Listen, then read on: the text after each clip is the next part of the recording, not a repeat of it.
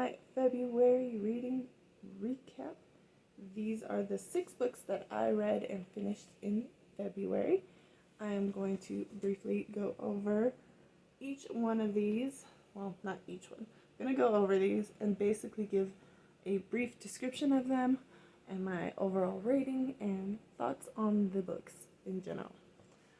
So, the first ones that we're going to start with are the trilogy that I read, which is The Kingdom of the Wicked. So these 3 books are ones that I have already done a whole video about going over. So I won't spend too much time talking about it because if you want to really know my thoughts, they are in that other video. But this overall series got a 4 stars from me. I really did enjoy them and like them, and I did find out that there is another book that is related to this series. I don't know if it would still be considered a series technically, but there is another book that involves one of the other brothers in the series. So I plan on reading that one as well. Next up is The Heartless Hunter. This was a Book of the Month book that I got from a subscription series. It is about a girl who lives in a society where witches were in charge but were overthrown, taken over, and are being hunted. She basically gives up her grandma, who wasn't really her grandma biologically, but raised her basically. She gives her up to have her basically killed as a witch, and then after that discovers that she's a witch and starts saving other witches so that they can get away and get free. She's known as the Crimson Moth in the series.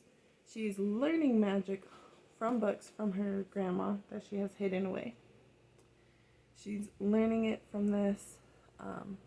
She has some friends and allies who are helping her as well. And she is just trying to save as many witches as possible because she feels extremely guilty about having it where she gave up her grandma and watch her basically be murdered. There's a specific witch that her grandma told her to find, and she finally finds her after 2 years just to find out that she's been captured. So she's trying to figure a way to save her before she gets murdered. In the process, there is a hunting society, and the captain of that guard is trying to figure out who the Crimson Moth is, who it could be, how they're getting their intel, how they're able to save all these witches and break them free. And basically it's like a cat and mouse chase where she's trying to save witches and figure out where this specific one is. And the guard, he's trying to figure out who she is and basically, of course, stop her because he hates witches. And so I gave this book a 3.5 stars. It wasn't a bad book, it's just there was some stuff that I felt like it was either rushed or kind of glanced over, or just it felt like there was something just kind of sort of missing to make it where it would be a 4 star. But it was a pretty good book. So, next in the reading recap was Throne of Glass. Throne of Glass by Sarah J. Maas. This one is a series. I haven't read any of her series. This was actually the first book I read of hers. And basically this one is about an assassin who was imprisoned and basically is told she can get her freedom back by winning a competition with a bunch of other champions who are assassins and thieves and soldiers and stuff. And that if she becomes the king's champion, after a few years of being his champion, if she wins, she can then be free. And so she loves that idea.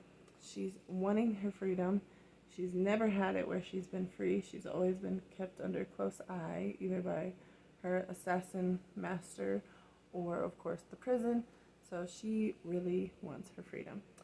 But certain champions are dying mysteriously and just suddenly during the game, and so not only is she trying to figure out how to win and become the king's champion so she can be free, but she is trying to make sure, one, she does not die the way these other champions are, and then two, what is happening to these champions, because they're not dying in a simple, easy way. They're dying brutally and horribly. So I gave this book a 4 stars. It was very interesting, very good. I will say that I probably think I could have finished this, or maybe would have enjoyed it a little more, but I was reading it, I think, when I was sick, and I think that may or may not have affected me, or I don't know.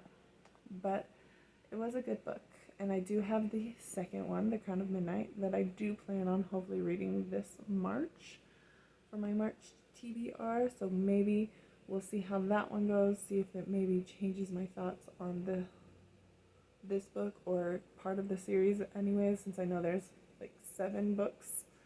So we will see how that goes, but it was a pretty good book. So next up is Divine Rivals.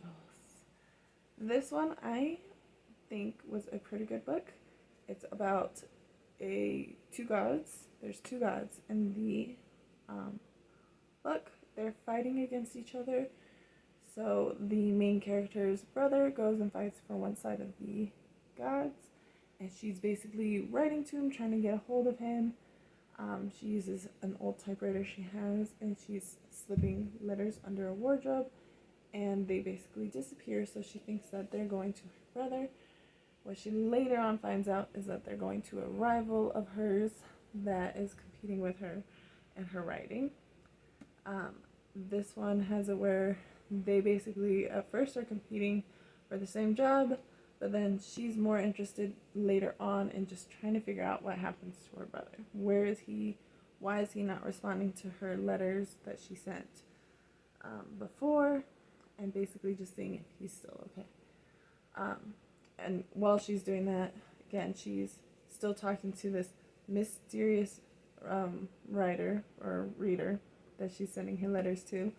And then also trying to figure out more about this war and like, why is it happening?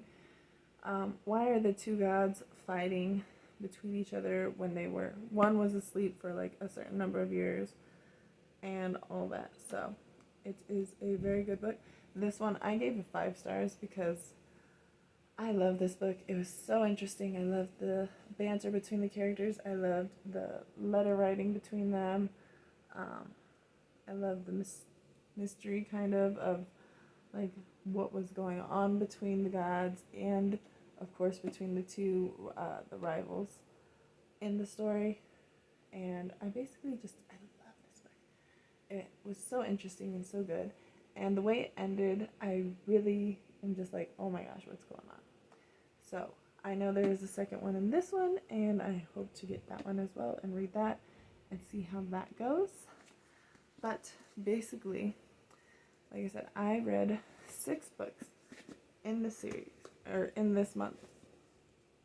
And that is pretty good for me, as I was not reading as much as I wanted to before. So I feel like this helped me accomplish a lot. I liked a lot of these books. A lot of them were 4 stars.